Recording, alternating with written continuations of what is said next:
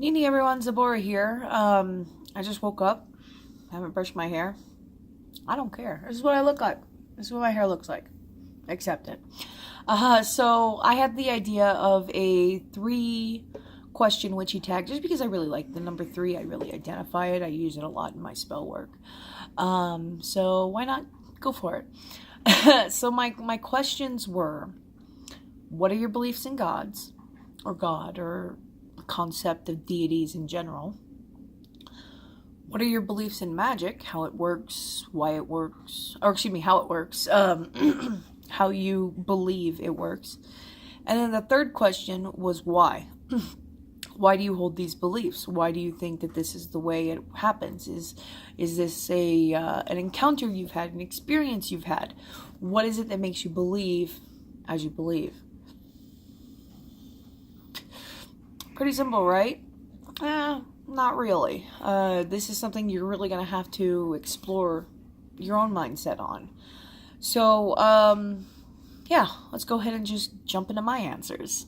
Now, I'm not looking to criticize anybody, so don't think that there's like a right or wrong answer here. I'm simply trying to get an understanding of how my fellow pagans identify, okay? Or what they believe. So, the first one is, what is your belief on gods? Well, I'm an atheist. I don't believe in the concept of gods the same way that other people do when they speak about deities. I don't believe deities created us. I totally believe in evolution. There is evidence of evolution in our very DNA. Look at our second chromosome, okay? It's literally a genetic mutation that allowed us to go to humans from apes, okay? So I totally do not believe that we were created. I believe in the process of evolution. I believe in the Big Bang. I don't know what happened before the Big Bang, but the concept of deity is not one that I hold quite dearly to myself. I believe that they're very real, but they're not what people say they are. I believe we created them. I believe that this is my beautiful set statue that a friend of mine made and sent to me. Dominic, thank you so much. I still love him. I believe that we created them by giving them a likeness, a personality, an energy, an image. We present offerings to them. We talk about them. We give them literally our energy by presenting offerings and prayers and stuff. So that energy becomes a collective, and that collective takes on the identity of a deity, but it's actually an egregore. It's something we've created. Now I hear you, dude. Calm down. I'm gonna get to that.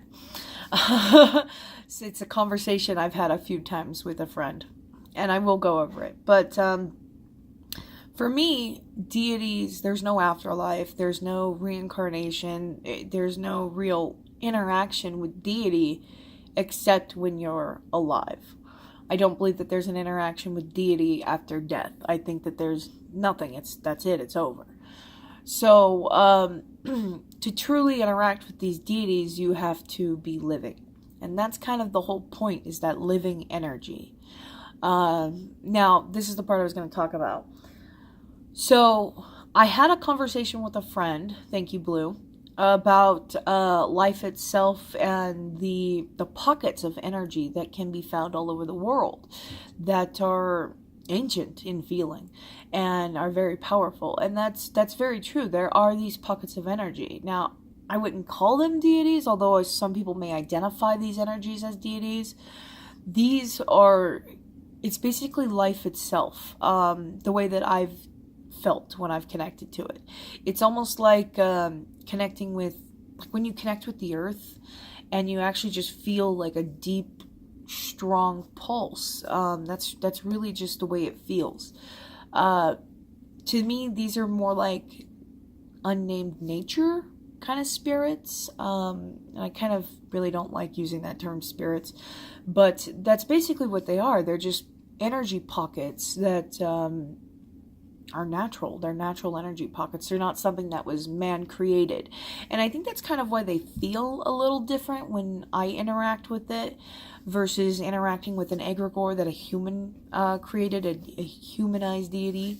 Like Tahuti here, he's kind of got a little bit more of a higher frequency than an earth energy, one of those old ancient energy pockets. It's a little bit more of a higher frequency, and depending on which deity you're working with, you can kind of feel that it's almost like a tension, but it's not tense. It's just a higher wavelength that I feel when I interact with them. So yeah, I guess you could call those energy pockets deity, but for me, deities were created by man. They're energy that was put forth by humans to explain the world around them, and that's how we got gods. It's just energy humans have put out for thousands of years that have concentrated and collected and become an entity, which can also explain how deity natures can change. So, in ancient times, Sekhmet here, goddess of war and pestilence and healing, but in today's mind, she's a goddess of peace, and I fully support that. I fully support that Sekhmet is a goddess of peace. She's also a goddess of justice, but it really does explain how God images can change over time, because our mindset about the nature of a deity has changed. Therefore, the nature of the deity has changed. And you do find this in Egyptian concepts, which I really liked. I said it happened, therefore it happened.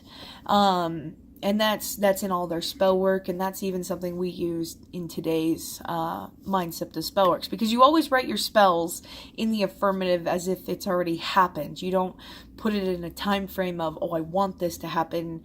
It's like, this has happened, I've abundant, I've got all the money, or I've got all the love, or I've got all the knowledge, or I'm going to pass this test, or whatever. It's already happened when you write your spells. It should be in the affirmative and never in a futuristic kind of setting. So that's something that I really like. So yeah, it's really just kind of interesting to see the way that humans have changed the ideas of deities. Another one. You guys ever read the Bible? Whew, how can you call that a loving God? It's not, but because humans said Jesus is a loving God, therefore Jesus becomes a loving God, or the El, or his daddy, or however you want to call, what's his name? Yahweh? The four-letter Greek word? I don't know. Anyway, I know he's a combination of a Canaanite deity. So yeah, it's really just kind of interesting the way that people like, oh, my God is so loving, my God is this, and it's just like, your God ain't that. That's not what the Bible says. So anyway, yeah, I think that humans created gods and the image of gods. So the next question was magic. What are your beliefs on magic? So my beliefs on magic is that everything is energy, okay? If you go deep enough, you get small enough, my table here becomes tiny little vibratory particles. I know it feels solid and it can hurt me. It's pushing back when I hit it with my fist. But it's still not solid. It still really is vibratory particles that are just bouncing next to each other at a certain wavelength to produce a certain shape and texture.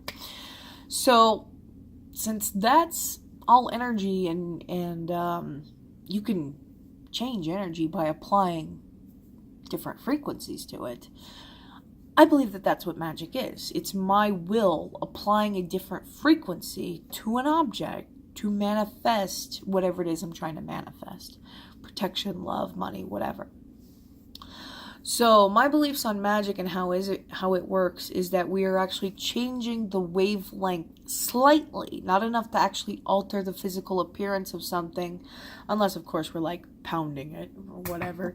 But it's not to alter the substance, it's to subtly influence it. to work for you. So that's my belief on magic and how it works. It's my energy that has been concentrated into something, like a candle or incense, and then when it's burned, that energy is released, or into a charm bag or a stone. If I were to empower this lapis lazuli for communication and then carry it with me, it then becomes a tool to help me communicate. Okay, it'll be a conduit of proper communication, which is kind of one of the reasons I wear my lapis crown when I make my videos. I try to be pretty clear, but I don't know, maybe it needs another oiling or something.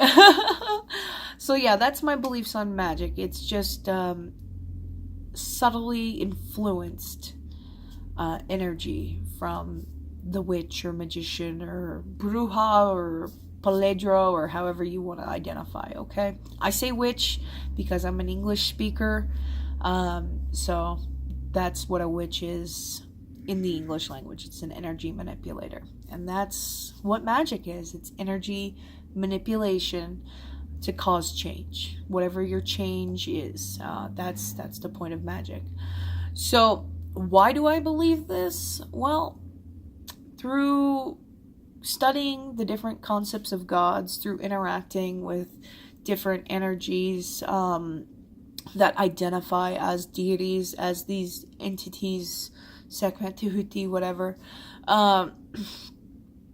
It's just my understanding. I also see a lot of similarities in different cultures that are shared by all humans, such as goddesses of love, goddess of war, gods of wisdom and knowledge.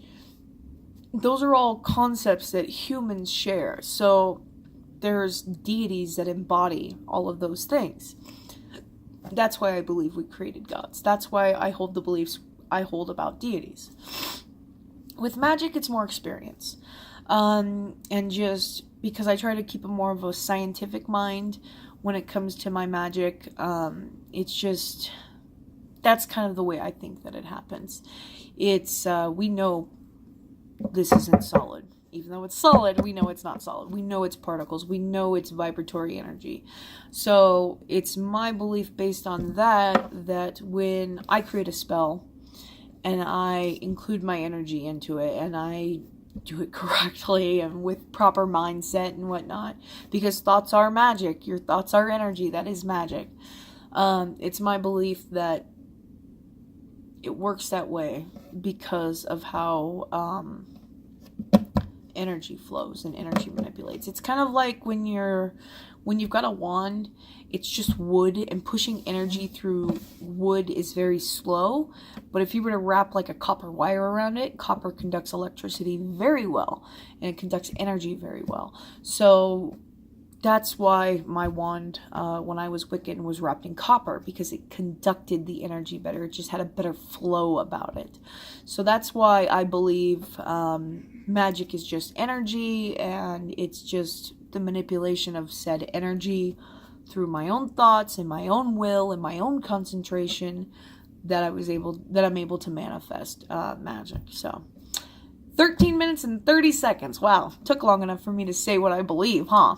And that's kind of the whole point. That's why I wanted to keep this tag a little short, because explaining what you believe can take a bit of time, especially on concepts like gods and magic. They can be a little complex. So yeah, I now tag all of you, and go forth and explain yourself. That's it for tonight, guys. Sanapte.